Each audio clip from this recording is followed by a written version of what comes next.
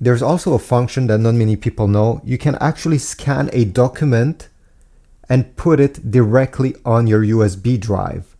How this is done? Well, let me reconnect this one. So over here, let me put something on the scanner. Let's say I want this document. I'll put it facing down, and the corner over here, there's an arrow. I'll just bring it there. Close the scan lid. Then over here, I'll move and select scan. Then go on the right side and select memory device. Change the settings according to what you want to scan and press save. It will scan and the file will go directly there. So this is quite practical if you don't have a computer around or a smartphone.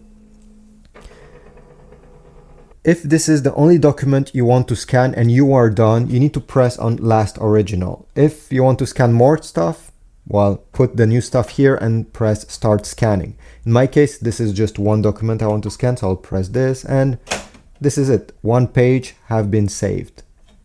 You're good to go. So I hope this was useful. Leave a like, subscribe. If you want to get a USB drive, some paper for your printer, ink from Amazon, check my affiliate links, and I'll see you in the next video.